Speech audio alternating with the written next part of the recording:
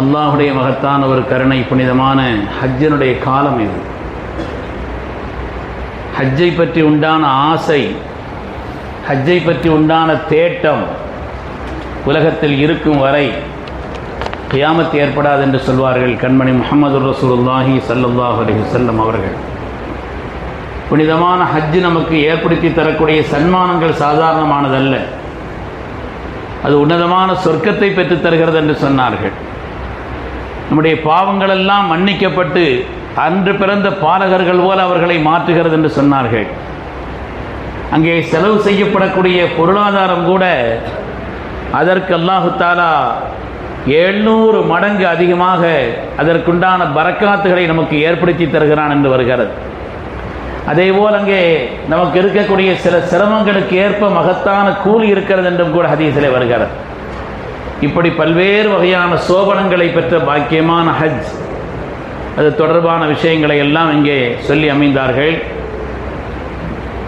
நான் ஆரம்பமாக மதீனா முனவ்வரா சம்பந்தமான சில செய்திகளை சொல்லி, நேரம் இருந்தால் இன்ஷா அல்லாஹ் மக்கா தொடர்பான சில செய்திகளையும் சொல்லி முடிக்கிறேன். கண்ணியமானவர்களே,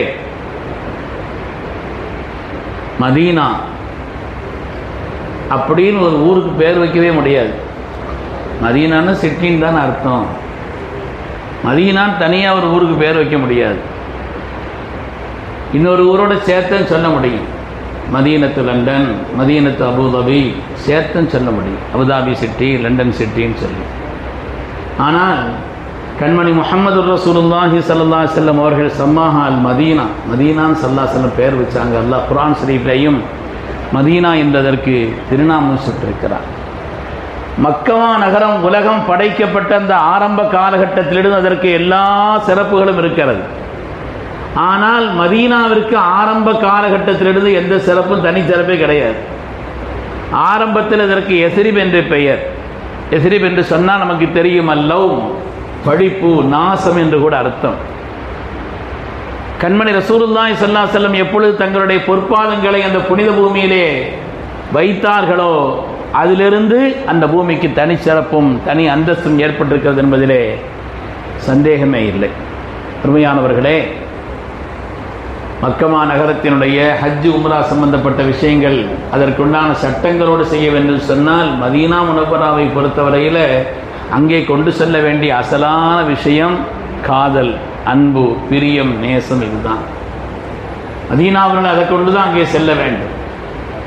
மதீனா முனவ்வராவில் நடந்து கொண்ட பெருமக்கள் எப்படியெல்லாம் அந்த புனித பூமியிலே அதவோடும் முஹப்பத்தோடும் நடந்து கொண்டார்கள் என்பதை நாம் பார்க்கிறோம். ஸல்லல்லாஹு அலைஹி வஸல்லம் அவர்கள் மதீனா முனவ்வராவிற்காக வேண்டி அவர்கள் செய்த மகத்தான துஆ, உலகத்தில் வேறு எந்த பூமிக்கும் இப்படிப்பட்ட பாக்கியம் கிடையாது. உலகத்தில் எங்கே புழுதி வீசினாலும் கூட அதுவெல்லாம் நோயை உண்டாக்கும் என்று முகத்தை நாம் பொத்துகிறோம் என்றால், மதீனா முனவ்வராவை பொறுத்தவரையிலே அங்கே ஒரு தூசி ஏற்பட்டாலும் கூட இன்ன ஃபீ குபாரிஹா ஷிஃபாஉம் மின் குல்லி தா, மதீனாவுடைய புழுதிக்கும் கூட உன்னுடைய வியாதிகளை போக்கும் ஆற்றல் இருக்கிறது என்று சொல்வார்கள் கண்மணி முஹம்மது ரசூலுல்லாஹி ஸல்லல்லாஹு அலைஹி வஸல்லம் அவர்கள். மதீனாவிற்காக ஸல்லல்லாஹு அலைஹி வஸல்லம் செய்த துஆ, மதீனாவில் இருக்கக்கூடிய இடங்கள், அங்கே உள்ள அந்தஸ்தான இடங்கள், ஸல்லல்லாஹு அலைஹி வஸல்லம் செய்த துஆக்கள் ஹதீஸிலே வருகிறது. அல்லாஹும்ம ஹப்பிப் இலைனா அல் மதீனா கஹுப்பினா மக்கத வஸத். யா அல்லாஹ், மதீனாவை எங்களுடைய நேசத்திற்குரிய பூமியாக ஆக்கு. எப்படி மக்காவை எங்களுடைய நேசத்திற்குரிய பூமியாக ஆக்கினாயோ, இல்லை இல்லை ரப்பே, அதை விட கூடுதலான நேசத்தை தான் சொல்லி ஸல்லல்லாஹு அலைஹி வஸல்லம் அவர்கள் துஆ செய்ததை இமாம் புகாரி ரஹ்மத்துல்லாஹி அலைஹி சொல்லி காண்பிப்பார். அதேபோல மக்கமா நகரத்திலிருந்து அவர்கள் வெளியேற்றப்பட்ட நேரத்தில் துஆ செய்தார்கள், யா அல்லாஹ், நான் பிறந்த எனக்கு பிரியமான இந்த பூமியிலிருந்து இந்த மக்கள் என்னை வெளியேற்றுகிறார்கள், ரப்பே உனக்கு பிரியமான ஒரு இடத்தில் என்னை கொண்டு போய் சேருன்னு துஆ செய்தாங்க.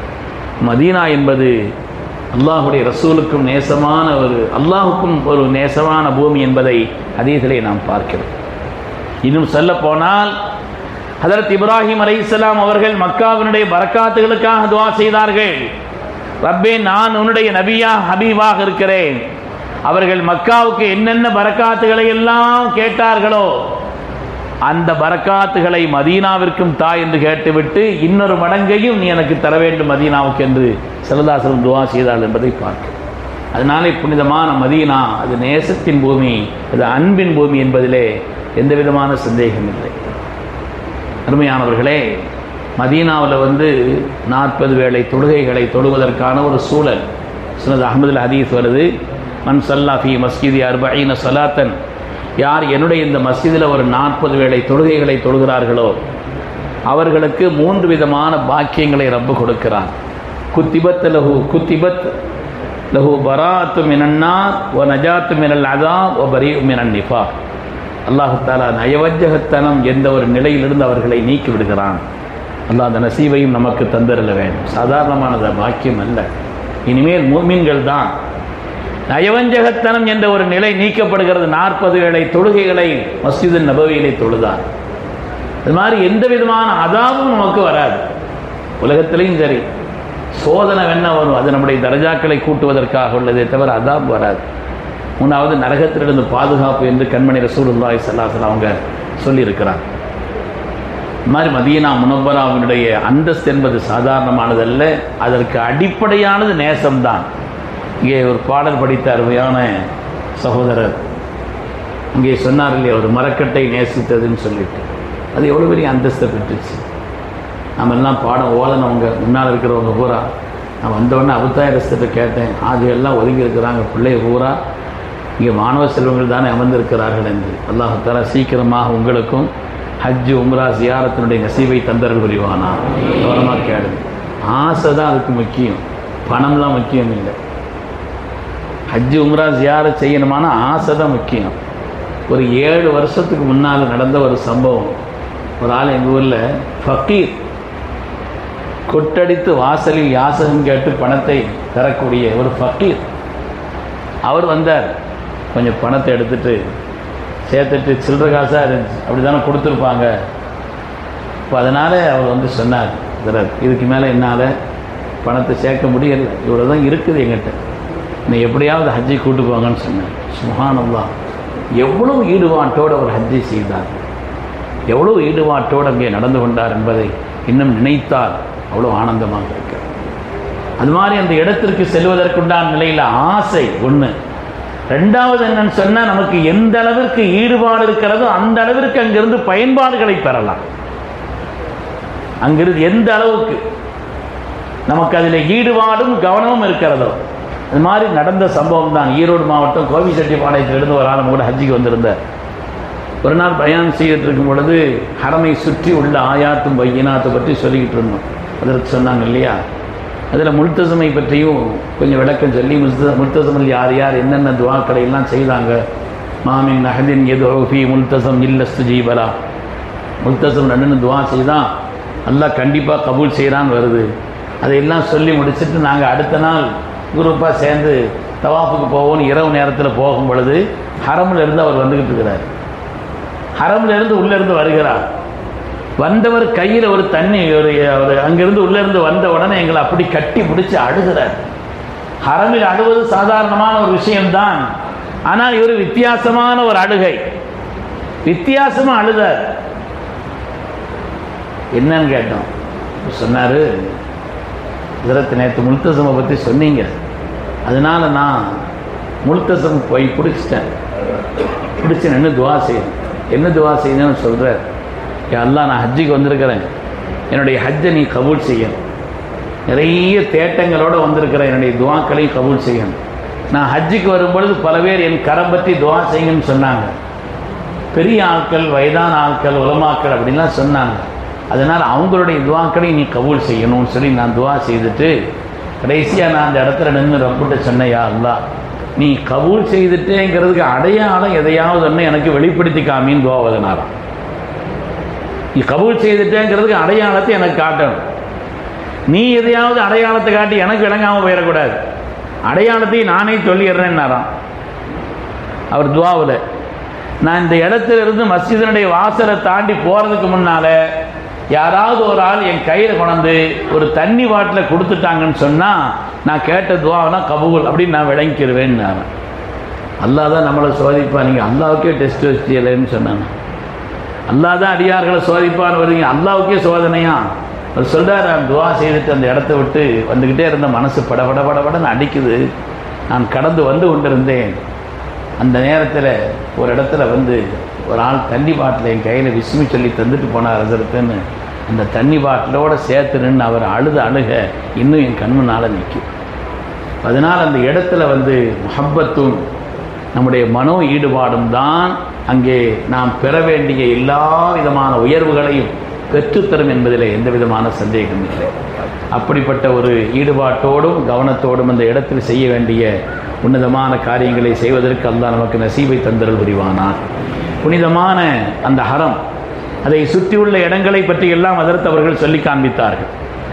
இது மசாபத்துல் இன்னாஸ், மனிதர்கள் மீண்டும் மீண்டும் மீண்டும் செல்வதற்குண்டான ஒரு இடம். அது உலகத்தில் எப்படிப்பட்ட அதிசயமான இடங்களாக இருந்தாலும் சரி, 1-2 தடவை தான், 3-4 தடவை தான், அதற்கு மேல் சலிப்பு தேட்டிவிடும். நான் பார்த்துட்டேன், அந்த இடத்துக்கு போயிட்டேன்னு சொல்லிடுவாங்க.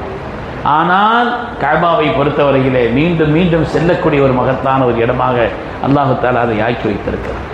அதேபோல் புனிதமான அந்த இடம் இருக்கிறதே, பார்வையே வணக்கமாகக்கூடிய அதிசயம் அங்கேதான் நடக்கும். பார்த்தாலே வணக்கம். இஸ்ரூனலின் நாதிரீன் என்று வருகிறதே. நான் 94 ஹஜ்ஜுக்கு போகிற நேரத்தில் என்னுடைய ஆசிரியர் பெருந்தகை கமாலுதீன் ஹஜ்ரத் அவர்களுக்கு கடிதம் எழுதியிருந்தேன். ஹஜ்ரத் அவர்களுக்கும் ஜெயின்லாபுதீன் உஸ்தாம் அவர்கள்லாம் கடிதம் எழுதி நான் ஹஜ்ஜுக்கு போகிறேன் துவா செய்யுங்கன்னு சொன்னேன். ஜெயின்லாபுதீன் ஹஜ்ரத் அவங்க எழுதினாங்க, எப்பொழுதும் கஅபாவை பார்த்து கொண்டிருக்கக்கூடிய ஒரு அமலை கவனமாக நீ செய்து கொள், சுபர்கர் நேரத்தை உட்கார்ந்து பாருன்னு சொன்னாங்க. நம்முடைய பார்வையே வணக்கமாக ஆகக்கூடிய அதிசயம் நடக்கக்கூடிய இடம் சங்கையான அந்த இடம் தான், மகத்தான் அந்த இடம்தான் என்பதிலே எந்த விதமான சந்தேகம் இல்லை. அதேபோல் நம்முடைய துஆக்கள் எல்லாம் கபூலாகக்கூடிய இடம் அந்த இடம்.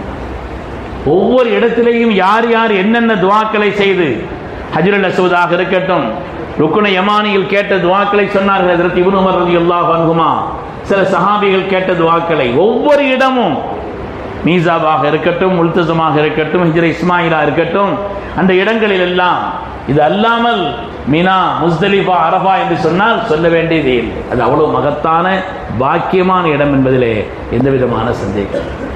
அது மாதிரி இந்த இடம் உலகத்தாருக்கெல்லாம் ஹிதாயத்தை தரக்கூடிய இடம்னு சொல்றோம். மனிதர்கள் தான் ஹிதாயத் செய்வார்கள். காபாங்கிறது ஒரு கட்டிடம் தானே. ஆனால் அல்லாஹ் தஆலா அதை பரக்கத்தானது என்று சொல்கிறான், ஹிதாயத்தை செய்யக்கூடிய இடம் என்று சொல்கிறான். அதேபோல் அந்த இடத்தை அல்லாஹ் தஆலா சொல்லும் பொழுது இப்ராஹிம் அலைஹிஸ்ஸலாமுடைய துஆவின்படி வர்ஸுக் அஹ்லஹு மினஸ் ஸமராத், ரப்பே இங்கே வரக்கூடியவர்களுக்கு எல்லா விதமான ரிஸ்கினுடைய நிலைவானை ஏற்படுத்தி கொடுக்க வேண்டும் என்று கேட்டார்களே, இன்றும் ஹரமிலே எந்த நாட்டுக்காரர்களாக இருந்தாலும் சரி, அவர்களுக்கு அவருடைய நாட்டினுடைய நிலைகளுக்கு ஏற்ப எல்லா உணவும் அங்கே கிடைக்கப் பெறுகிறது என்பதை நாம் பார்க்கிறோம். ஒரு பாக்கியமான அருளான இடம் என்பதிலே சந்தேகமே இல்லை. அந்த இடம், அங்கே உள்ள ஒவ்வொரு இடமும் அருளானது, ஒவ்வொரு இடமும் பாக்கியமானது. கஅபாவை சுற்றியுள்ள இடங்கள் 33 வகையான ஆயாத்துகள் இருக்கிறது என்று எழுதுகிறார்கள். ஆயாத்தும் பையினாத் என்று சொன்னால் 33 வகையான ஆயாத்தும் பையினாத் அந்த இடத்தை சுற்றி இருக்கிறது என்று பெருமக்கள் எழுதுவார். அதே போல மினா, முஸ்தலிஃபா, அரஃபா புனித தலங்கள் என்று சொன்னால் அதற்கு அவர்கள் சொல்லி காண்பித்தார்கள் மினாவை பற்றி. மினாங்கிறது இருக்கிறது ஒரு தாயின் கருவறையை போலன்னு சொன்னாங்க. மினாங்கிறது ஹஜ்ரத் இப்ராஹிம் அலைஹிஸ்ஸலாம், எல்லா நபிமார்களும், எல்லா சாலிஹீன்களும், எல்லா மலக்குமார்களும், எல்லா ஜின்களும் நல்லவர்களிலே ஒன்று கூடிய இடமாக அந்த இடம் அமைந்திருக்கிறது. அதுபோல் அரஃபா சாதாரணமான ஒரு இடம் அல்ல. அரஃபாங்கிறது இருக்குது, அல்லாஹு தஆலா ஆன்மாக்களின் உலகத்தில் அல்லாஹ் ஒப்பந்தம் எடுத்தான் என்று வருகிறது. அலஸ்து பிறப்பிக்கும், நான் உங்களுடைய இரட்சகன் அல்லவா என்று அல்லாஹு தஆலா அடியார்களிடத்தில் கேட்ட பொழுது காலு பலா, ஆம் நீதான் என்னுடைய இரட்சகன் என்று எல்லோரும் சொன்னார்களே, அப்படிப்பட்ட ஒரு ஒப்பந்தம் நடந்த இடமாக புனிதமான அரஃபாவுடைய இடம் இருக்கிறது. அரஃபாவிலே என்னென்ன துஆக்களை கேட்டு யார் யார் அந்த வகையிலே பயன்பெற்றார் என்பது நீண்ட நெடிய சரித்திரத்துக்கு உட்பட்டு. அரஃபா பாக்கியமானது. அரஃபா என்பது மகத்தானது, அருளானது.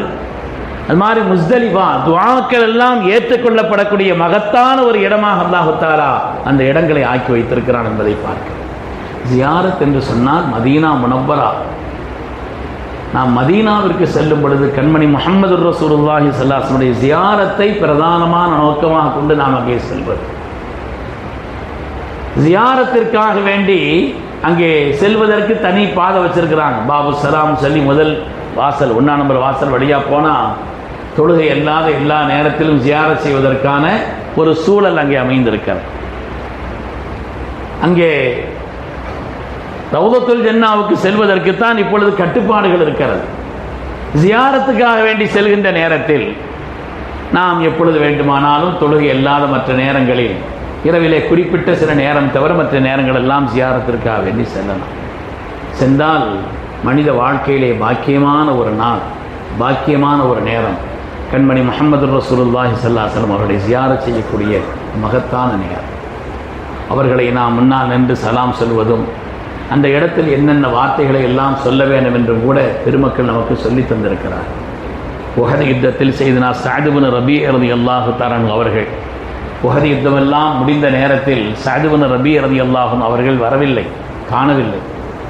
ஸல்லல்லாஹு அலைஹி வஸல்லம் கேட்குறாங்க, சஅத் இப்னு ரபீ அவர்கள் வரவில்லையே, அவர்களை பார்த்து என்ன நிலை என்று விசாரித்து அவர்களை பற்றி உள்ள செய்திகளை சொல்வதற்கு உங்களை யாராவது தயாரான்னு கேட்கும்போது செய்தனா ஸைத் இப்னு சாபித் ரலியல்லாஹு தஆலா எழுதுகிறார்.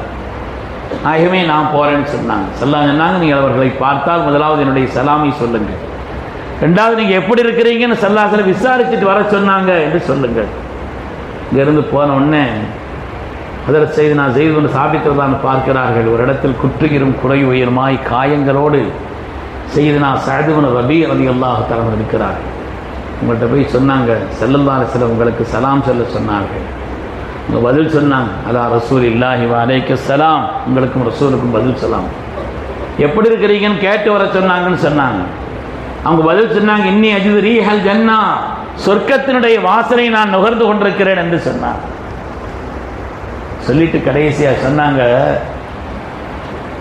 நீங்கள் ஸல்லல்லாஹு போய் சொல்லிவிடுங்கள், ஜஸல்லாஹு அன்னா வஅன் ஜமீஇல் உம்மத்தி கைரா, நாயகமே எங்களுக்காக நீங்கள் பட்ட கஷ்டங்களுக்கெல்லாம் அல்லாஹ் உங்களுக்கு சிறந்த கூலியை தரட்டும், ரப்புல் ஆலமீன் உங்களுக்கு சிறந்த கூலியை தரட்டும் என்று ஸல்லல்லாஹு அலைஹி போய் நீங்கள் சொல்ல வேண்டும் என்று சொல்லிவிட்டு அப்படி சொல்லி முடித்த உடனே அவர்களுடைய ரூஹ் பிரிந்து விட்டது என்று பார்க்கிறோம். அதனாலே ஸல்லல்லாஹு அலைஹி வஸல்லம் சலாம் சொல்லும் பொழுது நாம் அந்த இடத்திலே இப்படி ஒரு வார்த்தையை, ஏன்னா அந்த வார்த்தையை கேட்ட உடனே ஸல்லல்லாஹு அலைஹி வந்து செய்தனா ஸைத் இப்னு சாபித் தான் சொன்ன உடனே நஸ்ஹலில்லாஹி வ லிரசூலிஹி ஹய்யம் வ மய்யிதா, ஹயாத்தாக இருக்கக்கூடிய காலகட்டத்திலும் இந்த உலகத்தை விட்டு பிரிகின்ற அந்த நேரத்திலும் கூட அல்லாஹ் ரசூலுக்கு நன்மையை நாடி உயர்ந்த காரியத்தை செய்தார்கள் என்று ஹஜரத் செய்தனா ரசூலுல்லாஹி ஸல்லல்லாஹு அலைஹி வஸல்லம் சொன்னார் என்று பார்க்கிறோம். அருமையானவர்களே, அதனாலே ஸல்லல்லாஹு அலைஹி வஸல்லமுக்கு சலாம் சொல்லிவிட்டு ஜஸல்லாஹு அன்னா வ அன் ஜமீஇல் உம்மத்தி கைரா என்ற அந்த இடத்தில் சொல்வது பொருத்தமானது என்று பெருமக்கள் சொல்வார். இதல்லாத நிறைய துஆக்கள், நிறைய வாசகங்களை நமக்கு சொல்லித் தருகிறார். இது மதீனா முனவ்வராவிலே நாம் ஸல்லல்லாஹு அலைஹி வஸல்லமுக்கு சலாம் சொல்வது. இன்னும் சொல்லப்போனால் அதற்கு அடுத்து சையதுனா அபூபக்கர் சித்திக் ரலியல்லாஹு தஆலா அன்ஹு, உமர் ரலியல்லாஹு தஆலா அன்ஹு பெருமக்கள் இருக்கிறார்கள், அவர்களுக்கும் சலாம் சொல்வது. ஜன்னத்துல் பக்கீ, 10,000த்திற்கும் மேற்பட்ட சஹாபிகள் அடக்கப்பட்டிருக்கக்கூடிய இடம் ஜன்னத்துல் பக்கீ. இது உண்மையிலே ஒரு சுவனத்தினுடைய பூங்கா, அது சந்தேகமே இல்லை. அன்னை ஃபாத்திமா ரலியல்லாஹு அன்ஹா இருக்கிறார்கள், ஹஜ்ரத் அப்பாஸ் ரலியல்லாஹு அன்ஹு இருக்கிறார்கள், இமாம் ஹசன் ரலியல்லாஹு அன்ஹு இருக்கிறார்கள், ஹஜ்ரத் இமாம் பாக்கர் ரலியல்லாஹு அன்ஹு இருக்கிறார்கள், இமாம் ஜைனுல் ஆபிதீன் ரலியல்லாஹு அன்ஹு இருக்கிறார்கள். ஸல்லல்லாஹு அலைஹி வஸல்லம் 9 மனைவிமார்களும் அங்கே அடக்கப்பட்டிருக்கிறார்கள். ரசூலுல்லாஹி ஸல்லல்லாஹு அலைஹி வஸல்லம் அருமையான பிள்ளைகள் அங்கே இருக்கிறார்கள். இந்த இடங்கள் எல்லாம் அடையாளம் குறிக்கப்பட்டிருக்கிறது. தெரிந்தவர்கள் அடையாளம் குறித்து சொல்கிறார்கள் அந்த இடத்தை. புனிதமான ஜன்னத்துல் பக்கீயிலே கண்மணி ரசூலுல்லாஹி ஸல்லல்லாஹு அலைஹி வஸல்லம் அவர்கள் அங்கே ஜியாரத் செய்திருக்கிறார்கள் தங்களுடைய வஃபாத்திற்கு முன்னாலே. அதனாலே ஜன்னத்துல் பக்கீயிலே சென்று நாம் ஜியாரத் செய்வதை பாக்கியமாகவும் அருளாகவும் கருதி அந்த இடத்திற்கும் சென்று ஜியாரத் செய்ய வேண்டும். பெண்கள் உள்ளே செல்வதற்குண்டான சூழல் இருக்காது. அதனாலே வெளியிலே அவர்கள் நின்று சலாம் சொல்லக்கூடிய ஒரு நிலையும் அங்கே ஏற்படுத்திக் கொள்ள வேண்டும். மதீனாவை சுற்றி உள்ள ஒவ்வொரு இடங்களும் ஜபல் உஹத் யுஹிப்புனா வ நுஹிப்புஹு, உஹது மலை நம்மை நேசிக்கிறது, நானும் அதை நேசிக்கிறேன் என்று சொன்னார்கள் கண்மணி முஹம்மது ரசூலுல்லாஹி ஸல்லல்லாஹு அலைஹி வஸல்லம். சுவனத்தினுடைய எல்லா வாசல் கதவுகளிலேயும் உஹது மலையினுடைய அந்த கற்களில் இருந்து ஒரு கல் சுவனத்தினுடைய வாசலில் பதிக்கப்பட்டிருக்கும் என்று வருகிறது. அதை தாண்டி தஜ்ஜால் கூட உள்ளே வர முடியாது. மதீனாவினுடைய பாதுகாப்பு எல்கை அமைந்திருக்கக்கூடிய அந்த உஹது மலை, அதனுடைய அடிவாரத்தில் ஹஜ்ரத் ஹம்ஸத் இப்னு அப்துல் முத்தலிப் சய்யிது ஷுஹதா ஹஜ்ரத் ஹம்ஸத்துல் கர்ரார்லாம் அடக்கப்பட்டிருக்கிறார். சய்யிதுனா முஸ்அப் இப்னு உமைர் ரலியல்லாஹு அன்ஹு அடக்கப்பட்டிருக்கிறார்கள். எவ்வளவு பெரிய தியாகி அவர்கள்! மதீனா முனவ்வராவை தீனுடைய கோட்டையாக மாற்றியவர்கள் சய்யிதுனா முஸ்அப் ரலியல்லாஹு தஆலா அவர்கள். மதீனாவையே மிகப்பெரிய ஒரு நிலையில் மாற்றியவர்கள் சய்யிதுனா முஸ்அப் ரலியல்லாஹு தஆலா என்று சொன்னால் அது மிகையானதல்ல. மதீனாவினுடைய அந்தஸ்திற்கு காரணமான பிரதானமானவர்கள் என்று 3 பேரை சொல்லலாம். சய்யிதுனா முஸ்அப் ரலியல்லாஹு தஆலா அவர்கள், சய்யிதுனா அஸ்அத் இப்னு ஸுராரா ரலியல்லாஹு தஆலா அவர்கள், இது போலுள்ள சில சஹாபாக்கள் ஸல்லல்லாஹு அலைஹி வஸல்லம் வருவதற்கு முன்னாலேயே, ஸல்லல்லாஹு அலைஹி வஸல்லம் அவர்கள் வருவதற்கு முன்னாலேயே மதீனாவிலேயே ஒரு மகத்தான சூழலை ஏற்படுத்தியவர்கள் சய்யிதுனா முஸ்அப் இப்னு உமைர் ரலியல்லாஹு தஆலா அவர்கள். அருமையான பெருமக்களே, அந்த புனிதமான உஹது மலையினுடைய அடிவாரத்திலே சென்று அவர்களுக்கு நாம் சலாம் சொல்வது என்பது பாக்கியமானது. அது கொடுத்து வைக்கப்பட்ட மகத்தான ஒரு உன்னதமானதும் கூட. அதே போல அந்த மதீனா முனவ்வராவிலே உஹது மலையினுடைய அடிவாரம் என்பதை போல் மஸ்ஜிதுல் கிபிலத்தைன் இருக்கிறது. 2 கிபிலாவியுடைய மஸ்ஜித். ஸல்லல்லாஹு அலைஹி வஸல்லம் அவர்கள் ஒரு லுஹருடைய தொழுகை, சில இடங்கள் அஸர் என்று வருகிறது, ஒரு பெண்மணியை உடல்நலம் விசாரிப்பதற்காக சென்றிருந்த அந்த நேரத்தில் ரசூலுல்லாஹி ஸல்லல்லாஹு அலைஹி வஸல்லம் அவர்கள் அங்கே இருக்கின்ற அந்த ஒரு நேரத்திலே தொழுக வைக்கின்ற நேரத்தில் தான் கிபிலா திருப்பப்பட்டது.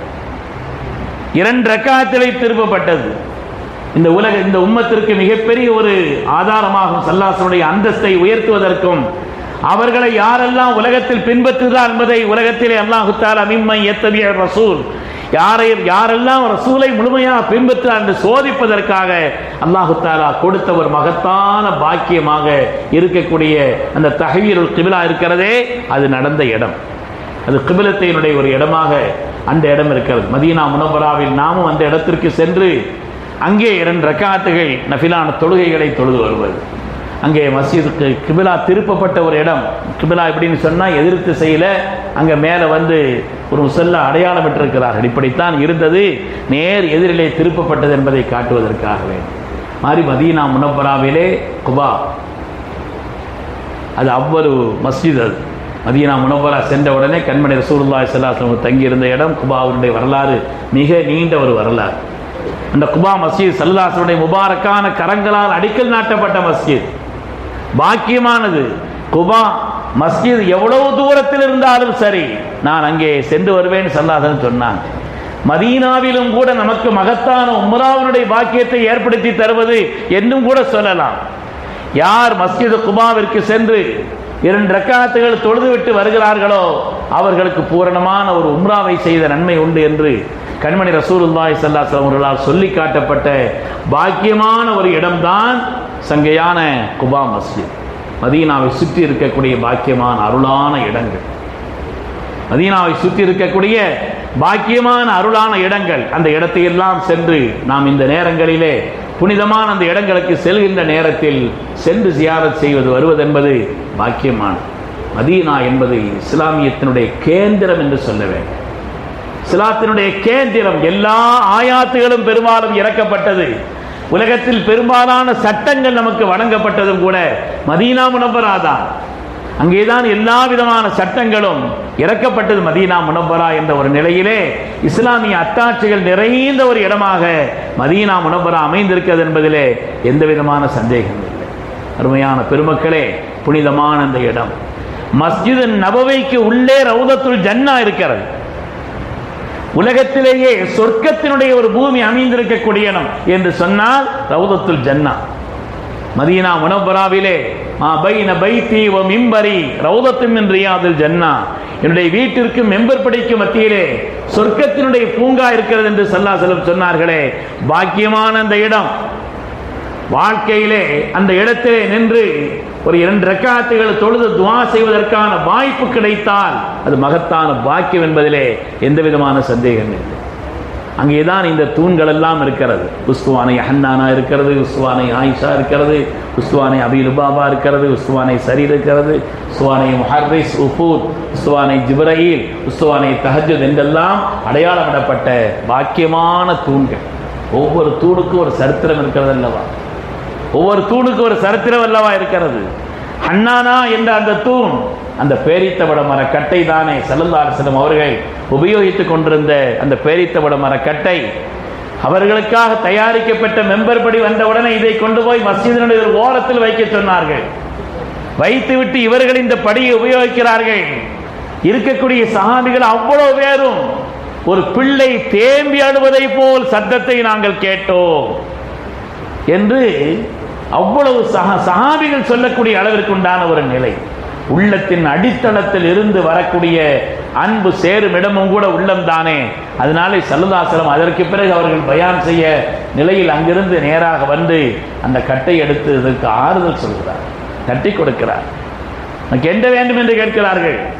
உலகத்தில் பயன் தரக்கூடிய மரமாக இருக்க விரும்புகிறாயா, சொர்க்கத்தில் நீ மரமாக இருக்க விரும்புகிறாய் என்று கேட்ட பொழுது இஹ்தார் தாரல் பகா அலா தாரில் ஃபனா, அது நிலையான சொர்க்கம், ஸல்லல்லாஹு அலைஹி வஸல்லம் இருக்கும் இடம் என்ற காரணத்தினாலே அது சொர்க்கத்தை தேர்ந்தெடுத்தது. ஸல்லல்லாஹு அலைஹி வஸல்லம் அந்த இடத்திலே ஒரு குழியை தோண்ட சொல்லி அதற்கு மேல் ஒரு தூணை எழுப்ப சொன்னார்கள். உஸ்துவான யஹன்னான், எவ்வளவு பாக்கியமான இடம். ஒரு மரக்கட்டை எப்படி நேசிக்க வேண்டுமோ அப்படி நேசித்தது, அதனுடைய பலன்களை பெற்றது என்று பார்க்க. அதே போல் அங்கே உள்ள ஒவ்வொரு இடமுமே, அங்கே இருக்கக்கூடிய ஒவ்வொரு இடமுமே பாக்கியமானது, அருளானது என்பதிலே எந்த விதமான சந்தேகம் இல்லை. மதீனா முனவ்வரா என்பது அங்கே இருக்கக்கூடிய ஒவ்வொரு இடமும், அதாவது மஸ்ஜிதின் அந்த ரவுதத்துல் ஜன்னாவுக்கு ஏன் ரவுதத்துல் ஜன்னாவுடைய மகத்தான பாக்கியம் கிடைத்தது என்று எழுதும் பொழுது உலகத்திலேயே ஸல்லல்லாஹு அலைஹி வஸல்லம் அதிகமாக நடந்த இடம் அந்த இடம் தான் எழுதுறாங்க. இந்த மெம்பர் படிக்கும் அவங்களுடைய வீட்டுக்கு மத்தியில் தான் ஸல்லல்லாஹு அலைஹி வஸல்லம் அதிகமாக நடந்திருக்கிறார்கள். அதிகமாக நடந்த காரணத்தினாலே தான் அவர்கள் அந்த இடத்தை அல்லாஹ் தஆலா ரவுதத்துல் ஜன்னாவாக ஆக்கி கொடுத்திருக்கிறான் என்று சொல்கிறார். அது மாதிரி இங்கே உள்ள ஒவ்வொரு இடமும், இங்கே உள்ள தூண்கள் எல்லாம் உஸ்துவானை தஹஜ்ஜுதிலே வாய்ப்பு கிடைத்தால் அந்த இடத்தில் நின்று அதிகாலை நேரத்திலே 1 ரக்காத் தொழுவதற்குண்டான ஒரு வாய்ப்பு. அது ஒரு திண்டு போல இருக்கிறது, ஒரு திண்ணை உஸ்துவானை தஹஜ்ஜுத் என்பது. இந்த இடத்திலே நின்று 2 ரக்காத் தொழுவதற்கான வாய்ப்பு கிடைத்தால் மகத்தான பாக்கியம். அருமையானவர்களே, அந்த மதீனாவினுடைய புனிதமான அந்த இடம், ஒவ்வொரு இடங்களும், மதீனாவினுடைய ஒவ்வொரு இடங்களுமே பாக்கியமானது. அதேபோல் அங்கே இருக்கக்கூடிய சஹாபிகள் அவ்வளவு பேரும் இந்த தீனுக்கு மகத்தான சேவைகளை செய்தவர்கள், அல்லாஹ்வுடைய ரசூலுக்காக தங்களை கொடுத்தவர்கள் வாழக்கூடிய பூமி. அப்படிப்பட்ட தியாகிகள் இருந்த இடம். ஸல்லல்லாஹு அலைஹி வஸல்லம் மக்கமா நகரம் வெற்றி கொள்ளப்பட்ட பிறகு தவாஃப் செய்துகிட்டு இருந்தாங்களாம். தவாஃப் செய்கிறார்கள், ஆனந்தத்தோடு வெற்றி கொண்ட நேரத்தை தவாஃப் செய்கிறார்கள். தவாஃப் செய்தால் அந்த நேரத்தில் அன்சாரிகளை கொஞ்சம் காணல, ஒதுங்கி இருக்கிறாங்க. ஸல்லல்லாஹு அலைஹி வஸல்லம் எங்கே அன்சாரிகளை காணவில்லை என்று கேட்கிறார்கள். அன்சாரிகளை அழைத்து வர சொன்னார்கள். அழைத்து வந்த நேரத்தில் தான் ஸல்லல்லாஹு அலைஹி வஸல்லம் எங்கேயும் கேட்கும் பொழுது, நீங்கள் உங்களுடைய சொந்த பூமிக்கு பிறந்த ஊருக்கு வந்து விட்டீர்களே, இனிமேல் நீங்கள் மதீனாவுக்கு வருவீர்களா என்ற ஒரு கவலையில் நாங்கள் ஒதுங்கி இருக்கிறோம்னு சொன்னாங்க. கண்மணி ரசூலுல்லாஹி ஸல்லல்லாஹு அலைஹி வஸல்லம் அவர்கள், நான் என்னை மதீனாவிற்கு தந்து விட்டேன் என்று சொன்னார். மதீனாவிற்கு என்னை தந்து விட்டேன் என்று சொன்னார். உண்மையானவர்களே, எனவே மதீனா என்பது அங்கே உள்ள ஒவ்வொரு காரியமும், அங்கே உள்ள பேரீத்த பழங்கள் உட்பட, அங்கே உள்ள பேரீத்த பழங்கள் உட்பட அல்லாஹ்வுடைய ரசூலை நேசித்த காரணத்தினால் அந்த பூமிக்கு காலமெல்லாம் ஸல்லல்லாஹு அலைஹி வஸல்லம் பரக்கத்துக்கு துஆ செய்தாங்க. இன்னைக்கும் மதீனா முனவ்வரா போறவங்க மதீனாவில் போய் ஒரு பேரீத்த பழம் கூட வாங்காமல் யாரும் வர்றது, இந்த புனித பூமியினுடைய பரக்கத்திற்காக. அதனாலே புனிதமான அந்த இடங்கள், ஹஜ் உம்ராவினுடைய நிலைகளைப் போல அந்த இடங்களிலே ஜியாரத்தினுடைய இடங்களும் நிறைய அமைந்திருக்கிறது. 2 பெரிய பேச்சாளர்கள் பேசுனதுக்கு பின்னால் எனக்கு பேசுறதுக்கு உண்டான ஒரு கவனமும் எனக்கு இருக்கிற மாதிரி தெரியல. கைர் அல்லாஹ் சுப்ஹானஹு வ தஆலா புனிதமான இந்த இடங்களை ஹஜ்ஜின் வாயிலாக, உம்ராவின் வாயிலாக ஜியாரத்தின் வாயிலாக மீண்டும் மீண்டும் அங்கே செல்வதற்குண்டான உயர்ந்த நசீபை அல்லாஹ் தந்தருள் புரிவானாக. இந்த இடத்தினுடைய மஹப்பத்தை அல்லாஹ் நம்முடைய உள்ளத்தில் இன்னும் அதிகரிக்க செய்தருள்வானாக. ரப்பினுடைய பொருத்தத்தை பெற்ற சாலிஹீன்களில் அல்லாஹ் நம் எல்லோரையும் கபூல் செய்தருள்வானாக என்று துஆ செய்து கொண்டு மகத்தான இந்த வாய்ப்பை தந்தமைக்கும் நன்றி கூறி விடைபெறுகிறேன். அஸ்ஸலாமு அலைக்கும் வரஹ்மத்துல்லாஹி.